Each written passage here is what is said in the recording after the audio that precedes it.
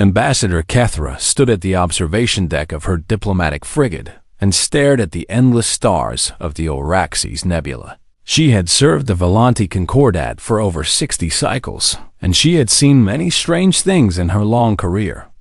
She had witnessed the fall of empires and the birth of new civilizations. She had negotiated peace treaties between species that had been at war for thousands of years. But nothing in her vast experience had prepared her for what appeared on her sensors that day. Ambassador called her sensor officer, a young Volanti named Torek. "We have detected an anomaly in Sector 7. Kethra turned her slender form toward the main display screen and watched as the data appeared before her large dark eyes. The Volanti were a graceful species with pale blue skin and long limbs that moved with fluid elegance. They had traveled the stars for over 10,000 years, and they had cataloged every known species in the galaxy. Their database contained information on over 12,000 intelligent civilizations, but the ship that now appeared on their sensors matched nothing in their records. What am I looking at? Torek? Kethra asked as she studied the strange vessel. The young officer's fingers danced across his control panel as he pulled up more detailed scans. "I am not certain, Ambassador," he admitted with confusion clear in his voice. "The ship appears to be made of some kind of heavy metal alloy, and it is covered in thick plates of armor." Kethra narrowed her eyes at the image on the screen. The vessel was unlike anything she had ever seen before, where Volanti ships were smooth and elegant, with flowing lines that spoke of advanced engineering. This ship was brutal and angular. It looked like someone had taken a block of metal and carved it into a weapon. Sharp edges and flat surfaces covered every part of its hull. There were no graceful curves or artistic flourishes anywhere on the design. It was purely functional and almost ugly in its simplicity. "Those armor plates," Kethra said slowly as she leaned closer to the screen. "They appear to be redundant." Torek nodded in agreement as he ran more scans. "Yes, Ambassador, the ship has multiple layers of armor plating, and each layer appears to be independent of the others. That is highly inefficient." Another officer commented from across the bridge. "Why would anyone waste resources on redundant systems when a single shield generator would provide better protection?" Kethra did not answer because she had noticed something else about the strange ship. It was moving toward them. "They have detected us," she announced to her crew. "Prepare for first contact protocols." The crew moved quickly to their stations as the diplomatic frigate adjusted its course to intercept the unknown vessel. First contact with a new species was always a delicate matter, and it required careful preparation. The Volanti had developed detailed protocols for such encounters over their long history. They would approach slowly with their weapons powered down and broadcast peaceful greetings on all frequencies. Most species responded well to such overtures and welcomed the opportunity to join the greater galactic community. But some species were hostile, and the Volanti had learned to be cautious. "Open a channel," Kethra commanded as she took her place in the captain's chair. The communications officer worked at her console, and soon the channel was open. "Unknown vessel." Kethra spoke in a calm and measured tone. "This is Ambassador Kethra of the Volanti Concordat, and we greet you in peace and friendship." She paused and waited for a response. For several long moments, there was only silence. Kethra felt a small flutter of concern in her chest, but she kept her expression neutral. Perhaps the aliens did not understand their language, or perhaps their communication systems were incompatible. Then a voice came through the speakers, and it was unlike any voice Kethra had ever heard. It was deep and rough with a quality that seemed almost aggressive, even though the words themselves were not hostile. "This is the UE's Perseverance." The voice said, "We come in peace, but we are prepared for war." Kethra blinked in surprise at the strange greeting. Around her, the bridge crew exchanged uncertain glances. What an odd thing to say. Torek whispered under his breath. Kethra agreed. With his assessment, in all her years of diplomatic service, she had never heard a species introduce themselves with both a peaceful greeting and a threat in the same sentence. It was contradictory and confusing perseverance. She replied carefully, "We welcome you to this region of space, and we mean you no harm." Acknowledged. The rough voice responded, "We are pleased to meet you, and we hope this is the beginning of a good relationship between our peoples." Despite the friendly words, something about the voice made Kethra feel uneasy. There was a hardness to it that suggested this species had seen conflict and expected to see more. "May I ask what species you represent?" Kethra inquired. "We have extensive records of civilizations in this galaxy, but we do not recognize your vessel design." There was a pause before the voice answered. "We are humans from the planet Earth, and we have recently developed faster than light travel." Humans. Kethra repeated the unfamiliar word. "And you say you have only recently achieved interstellar capability?" "That is correct," the human confirmed. "This is our first voyage beyond our home system." Kethra felt her concern grow stronger. A species that had only just developed space travel should not have ships that look like war machines. Young civilizations typically focused on exploration and science. In their early years among the stars, they built ships designed for discovery, not for combat. But this human vessel looked like it had been built by a species that expected the universe to be hostile. "Your ship," Kethra said slowly as she chose her words with care. "It has an unusual design." The human voice made a sound that might have been amusement. "We like to be prepared for any situation." "Ambassador." "I see," Kethra replied, though she did not truly understand. She turned to her sensor officer and spoke in a low voice. "Torek, I want a full analysis of that ship, and I want to know everything you can learn about these humans." "Yes, Ambassador," Torek replied as he began working at his console. As the scans progressed, Kethra watched the human ship with growing fascination and concern. It hung in space like a predator waiting for prey. Even at rest, it radiated a sense of danger that made her scales itch with instinctive alarm. Whatever these humans were, they were not like any species the Volanti had encountered before. And something told Kethra that this first contact would change everything the galaxy knew about the universe. She did not know how right she would prove to be. The conversation between Ambassador Kethra and the human vessel had been going well for nearly an hour when everything changed. Kethra had learned many interesting things about the humans during their exchange. They came from a world called Earth, which was apparently a high-gravity planet with extreme weather and dangerous wildlife. The humans had fought countless wars among themselves before finally achieving peace and reaching for the stars. This explained much about their intimidating ship design. "Your species sounds remarkably resilient," Kethra commented as she processed all the information the humans had shared. "We are survivors." "Ambassador," the human captain replied, "our history taught us that the universe does not give second chances." Before Kethra could respond, her sensor officer suddenly sat up straight in his chair. "Ambassador," Torek called out with alarm clear in his voice. Multiple contacts dropping out of hyperspace. Kethra turned sharply toward the main display and felt her blood run cold at what she saw. 12 ships had appeared at the edge of the nebula, and she recognized their design immediately. They were Krethix raiders. "No," she whispered as fear gripped her heart. The Krethix were the most feared predators in this region of space. They were a brutal species that conquered weaker civilizations and enslaved their populations. Their ships were fast and heavily armed, and they showed no mercy to those they attacked. For centuries, they had terrorized the outer systems, and the Volanti Concordat had been powerless to stop them. "Perseverance?"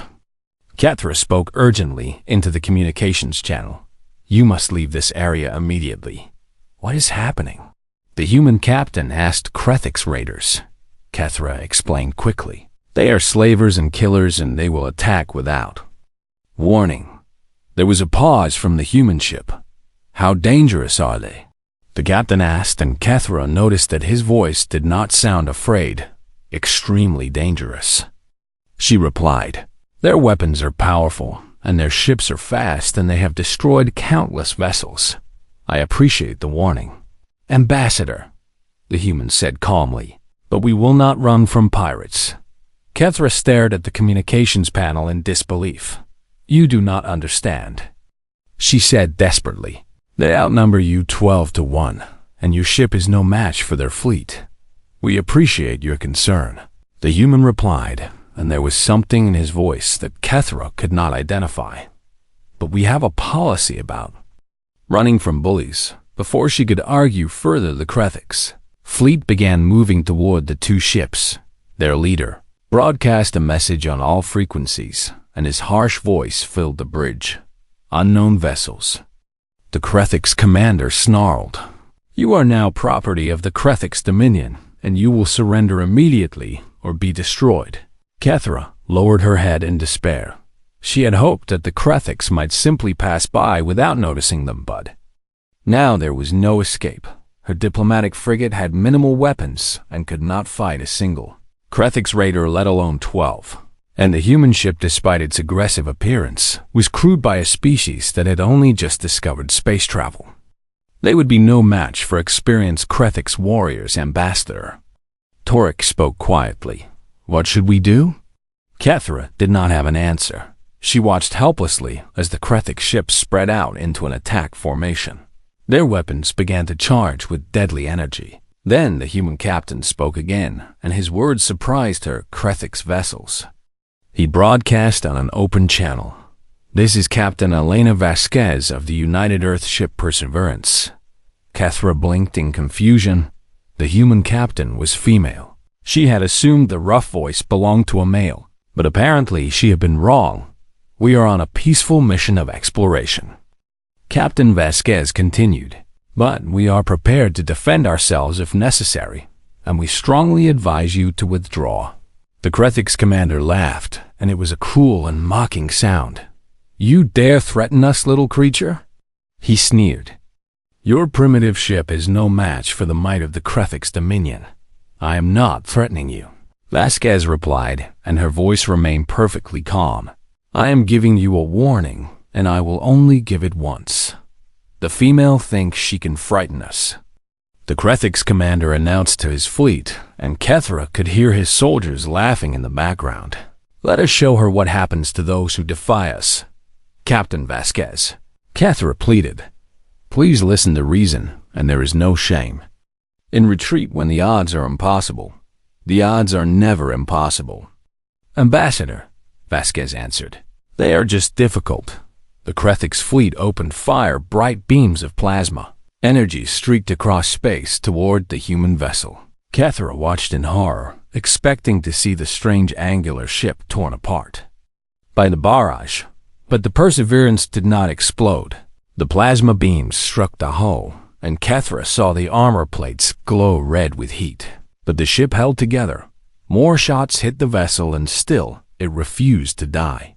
Impossible. Torek breathed as he stared at his sensor readings.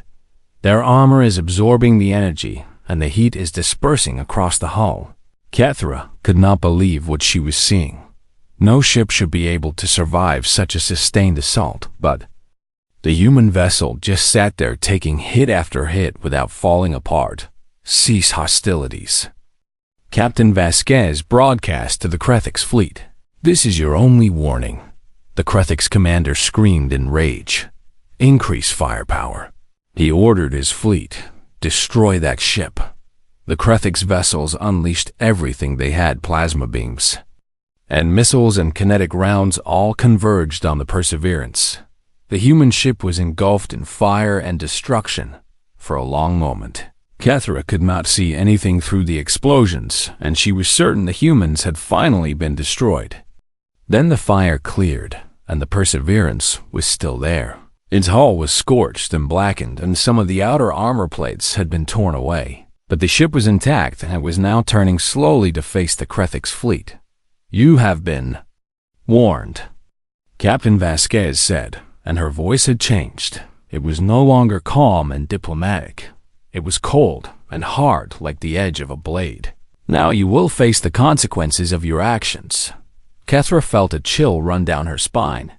She had thought that the human ship was the prey, but as she watched the Perseverance move toward the Krethix fleet, she realized she had been terribly wrong. The humans were not prey. They were predators, and the Krethix had just made a fatal mistake.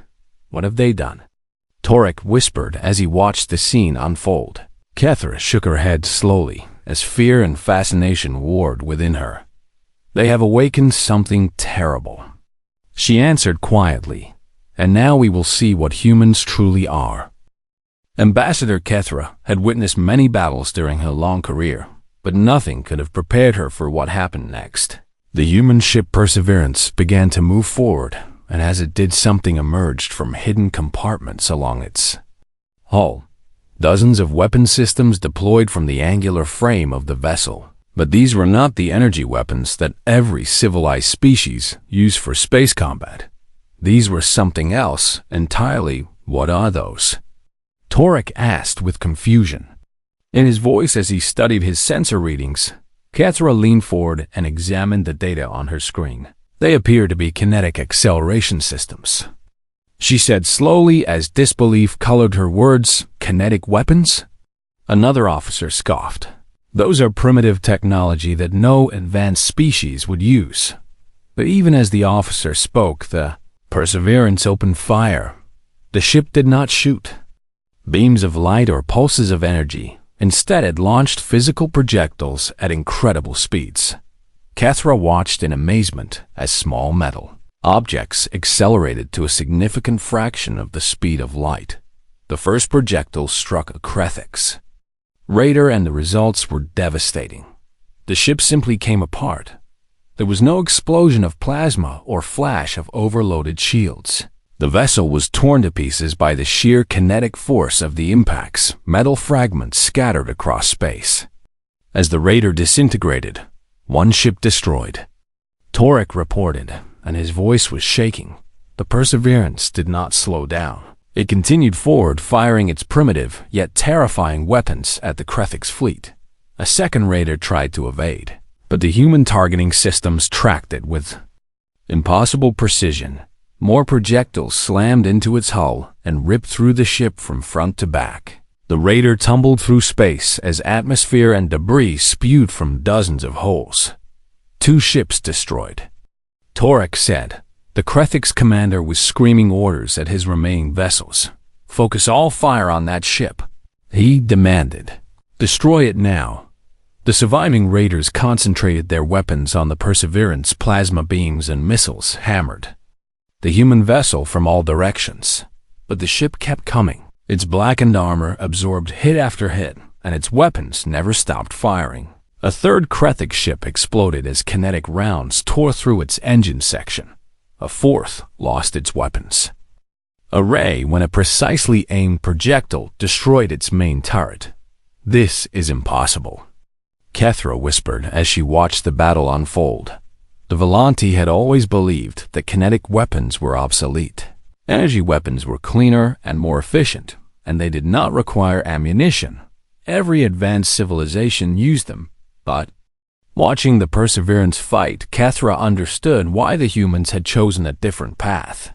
Energy weapons could be blocked by shields and deflected by armor, but there was no defense against a piece of metal traveling at relativistic speeds. The physics of such an impact were simply too devastating. A 5th Krethix raider attempted to flee, but the Perseverance was faster than it looked. The human ship accelerated with surprising speed and cut off the raider's escape route. More projectiles found their target, and the fleeing ship became an expanding cloud of debris.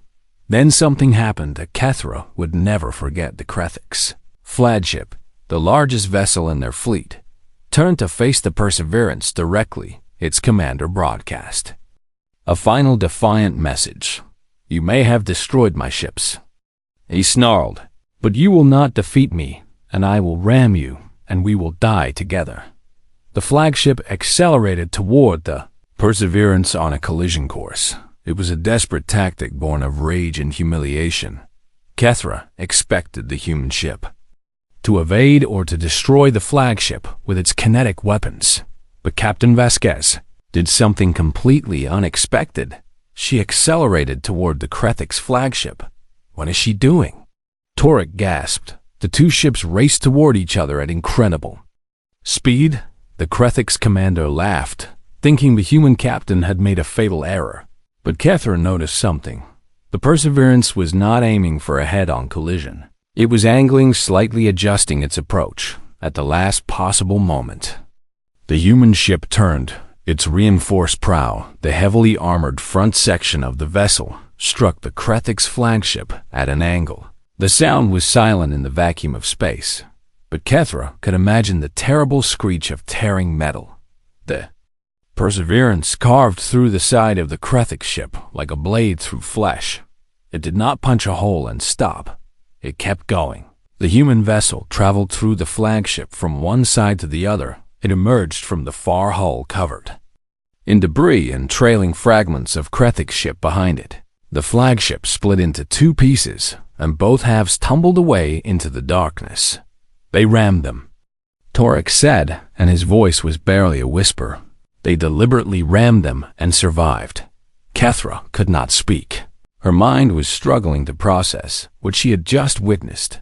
No species in the known galaxy designed ships that could survive a ramming attack. Such tactics were considered suicide, but the humans had not only survived, they had used ramming as a weapon. The remaining Krethik's raiders were now fleeing in all directions. Their confidence had shattered along with their fleet. They had come to this sector expecting easy prey, and they had found something far worse. The Perseverance did not pursue them, Captain. Vasquez let the survivors escape as her ship slowed and turned back toward the Volante diplomatic frigate, Ambassador. Kethra. The human captain's voice came through the communications channel.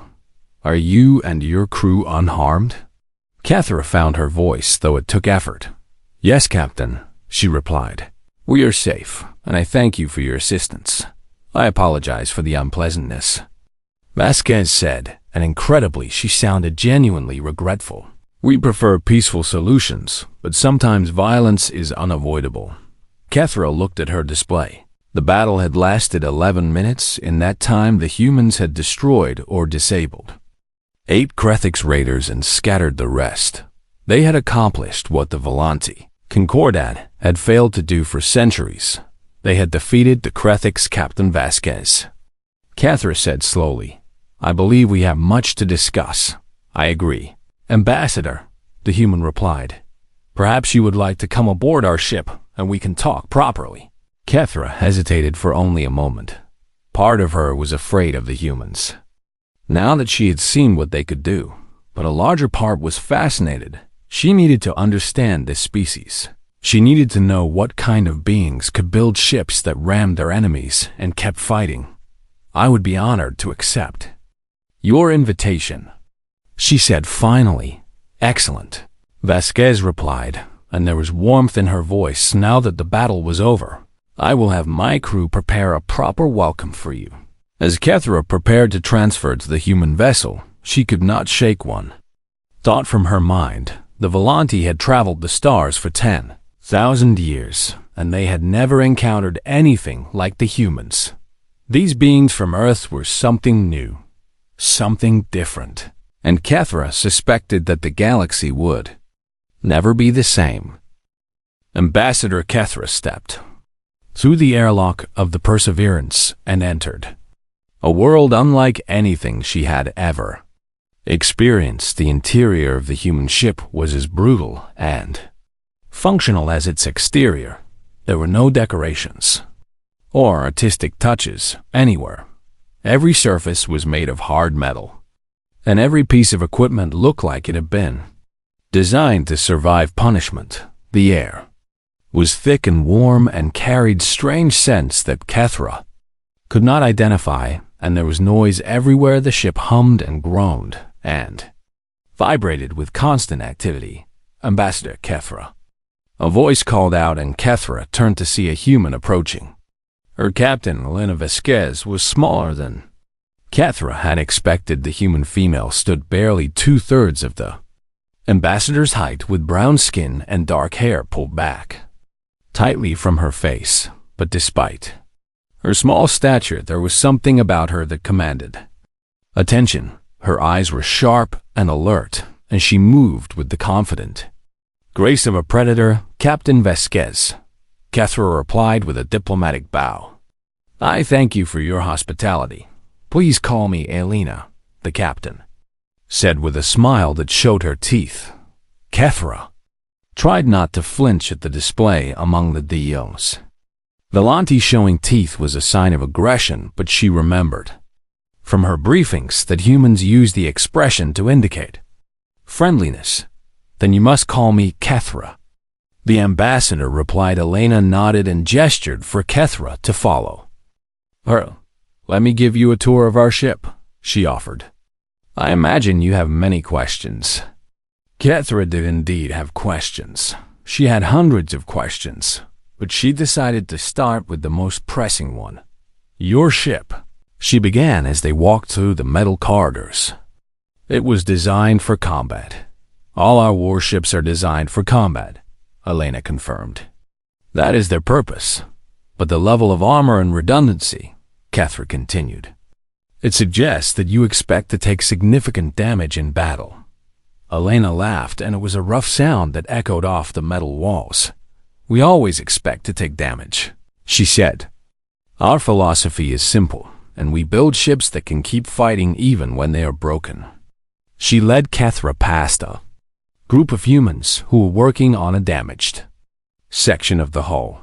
The ambassador watched in fascination as the crew members wielded tools and replacement parts with practiced efficiency. "These are our damage control teams," Elena explained.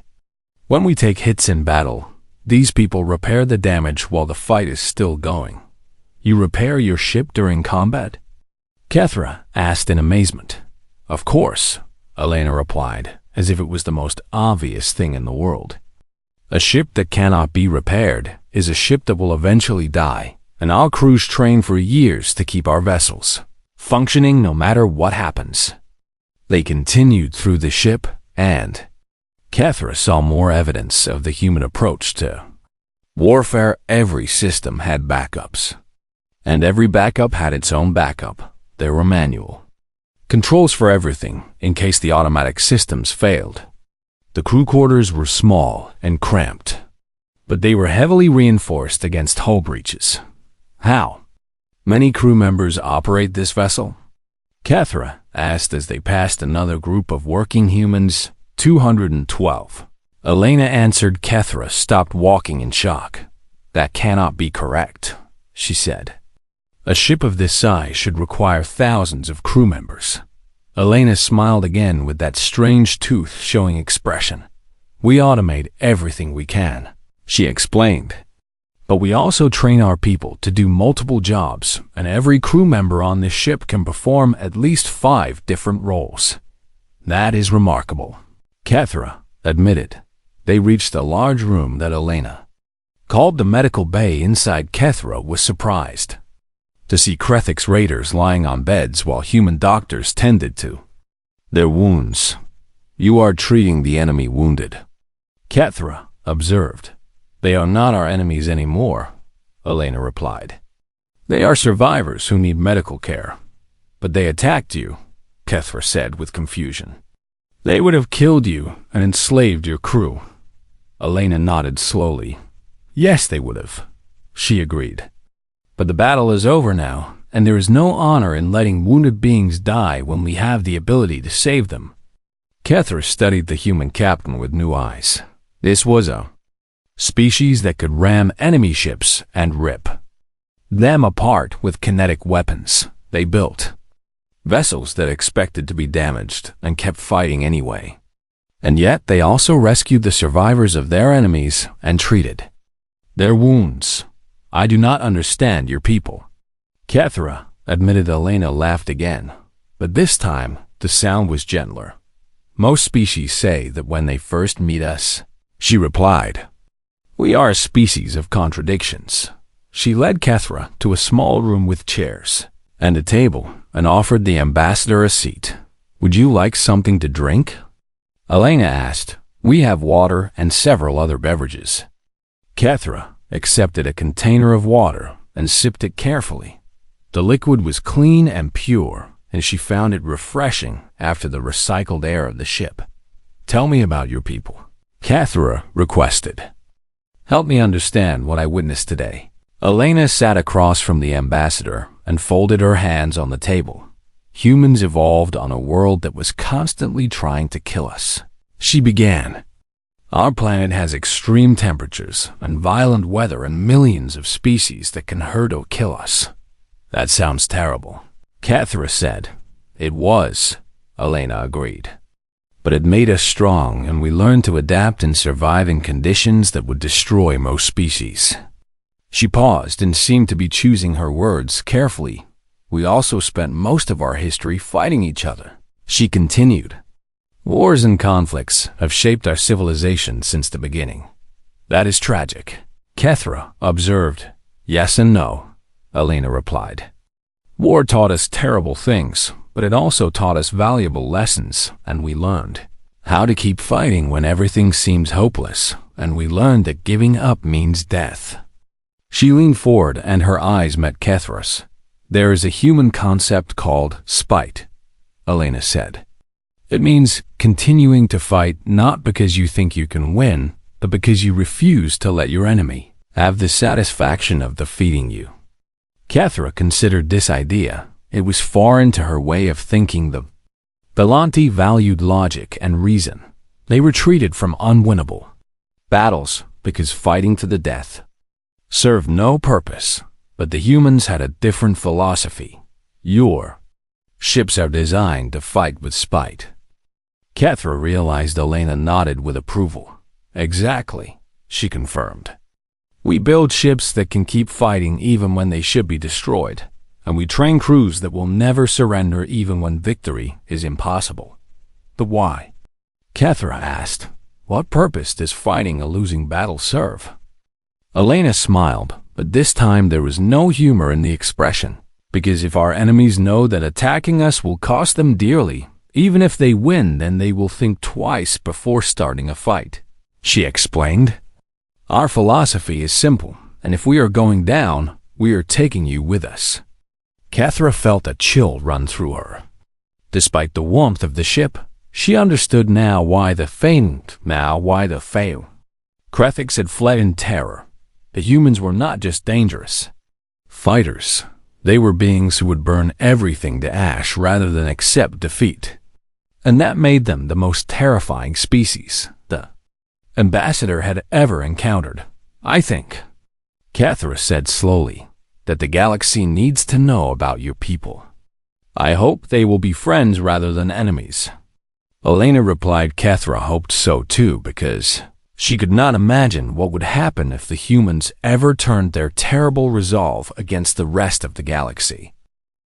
3 standard cycles after her encounter with the human vessel Perseverance ambassador, Kethra stood before the Volante High Council in the great chamber of their homeworld.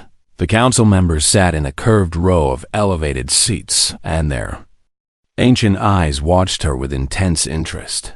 These were the wisest and most powerful leaders of the Volante Concordat. They had guided their civilization for thousands of years, and now they waited to hear her report on the new species called humanity. Honored council members, Kethra began with a formal bow. "I come before you with information that will change our understanding of the galaxy." She activated the holographic display at the center of the chamber, and images of the human ship appeared in the air. "This is the UES Perseverance," she explained, "a warship belonging to a species called humans from a planet called Earth." The council members leaned forward to study the angular, brutal vessel. "It is an ugly ship," one elder commented, "primitive and unsophisticated in its design." "That was my initial assessment as well," Kethra admitted. "But I was wrong, and the design is not primitive, but rather purposeful." She played the recording of the battle with the Krethics fleet. The council watched in growing amazement as the human vessel absorbed incredible punishment, and then destroyed enemy after enemy with its kinetic weapons. When the Perseverance rammed through the Krethix flagship, several council members gasped in shock. "This is impossible," the eldest council member said when the recording ended. "No ship can survive such abuse." And yet the humans did survive, Kethra replied, and they continued fighting until every enemy was defeated or fled. She changed the display to show data from her scans of the human vessel. The Perseverance has multiple redundant systems for every critical function. She explained, "If one system fails, there are 2 or 3 others ready to take over. That is incredibly wasteful." Another council member observed, "It is incredibly effective." Kethra countered, "Their ship was damaged dozens of times during the battle, but it never lost combat capability." She showed images of the human crew working to repair damage, even as the fight continued. They have specialized teams whose only job is to fix damage during combat. She said, "They call it damage control, and it is a concept that does not exist in any other species we know." The council members murmured among themselves as they processed this information. "Tell us more about these humans," the eldest council member requested. Kethra took a deep breath and organized her thoughts. The humans evolved on a high-gravity world with extreme environmental conditions. She began. Their planet has temperatures ranging from burning hot to freezing cold, and it is filled with millions of dangerous species. A death world, one council member said with understanding. That explains their resilience. It goes deeper than that. Kethra continued. The humans are persistent predators. I am not familiar with that term. Another council member admitted, most predators rely on speed or stealth or overwhelming force to catch their prey. Kethra explained, but humans evolved a different strategy, and they would chase their prey for hours or even days until the animal collapsed from exhaustion. They ran their prey to death? A council member asked in disbelief. Yes. Kethra confirmed. Humans are not the fastest or strongest species on their planet, but they have incredible endurance, and they simply refused to give up until they succeeded. She let that sink in before continuing. This persistence is built into their psychology.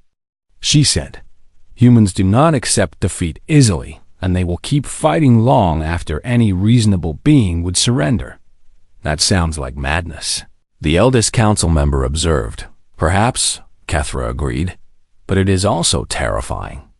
Because a human who has lost everything will still keep fighting out of pure determination. She changed the display to show images of human history. Their civilization has been shaped by constant conflict. She explained, they fought wars among themselves for thousands of years before finally achieving peace. They warred with their own kind? A council member asked with horror. Extensively, Kethra confirmed. Their military technology advanced rapidly because of this constant conflict, and they developed weapons and tactics that are unlike anything we have ever seen. She showed examples of human weapons and military strategies. The council members grew increasingly disturbed as they learned about nuclear weapons in guerrilla warfare and the concept of mutually assured destruction. They created weapons that could destroy their entire planet? The eldest council member asked, Yes. Kethra replied, and they pointed those weapons at each other for decades, and yet they survived because both sides knew that using the weapons would mean the end of everything. This is a species of lunatics, one council member declared. No, Kethra said firmly. This is a species that has faced extinction many times and always found a way to survive, and that's survival. Instinct is their greatest strength and their greatest danger. She pulled up one final image. It showed Captain Elena Vasquez standing on the bridge of her ship with her crew around her. I spent considerable time with the humans after the battle, Kethra said, and I learned something important about them. What did you learn? The eldest council member asked. They are not monsters, Kethra replied. They treated the wounded Krethix and saved lives when they could have led enemies. die. She paused to let this sink in. The humans have the capacity for terrible violence, but they also have the capacity for great compassion, and they choose to use both as the situation requires. The council members sat in silence as they processed everything they had heard. Finally, the eldest council member spoke. "What is your recommendation?" "Ambassador?" Kethra straightened her posture and spoke with absolute conviction. "We must befriend these humans immediately," she declared. "We must make them our allies, and we must never ever give them a reason to become our enemies." "You fear them," another council member observed. "I respect them," Kethra corrected. "There is a difference, and yes, I am also afraid of what they could do if they turned their terrible persistence against us."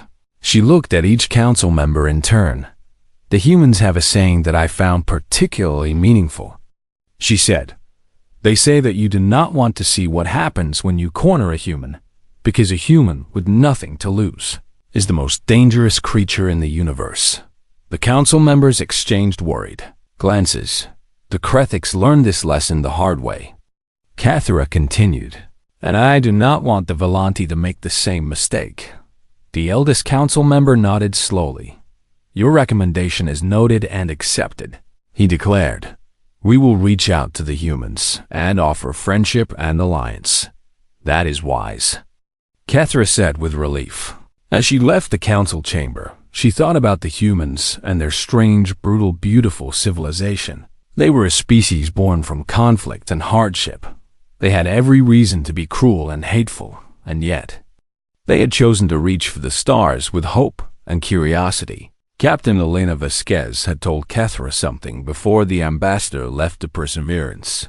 "We have seen the worst of what intelligent beings can do to each other," the human captain had said, "and we have decided to be better than that, but we will never forget the lessons we learned, because the universe is vast and dangerous, and somewhere out there are beings who will try to destroy us. And if they do?" Kethra had asked. Elena had smiled with that strange human expression. "Then they will learn what we have always known," she replied, "that humans do not go quietly into the night, and we rage against the dying of the light, and we fight until the very last breath." Kethra had not fully understood the poetic words at the time, but now, standing in the halls of the Volanti Council, she understood perfectly. The humans were survivors, and they would do whatever it took to keep surviving. That made them the best friends the galaxy could ever have, and the worst enemies anyone could ever make. Kethra hoped with all her hearts that the Volanti would remain on the right side of that equation forever.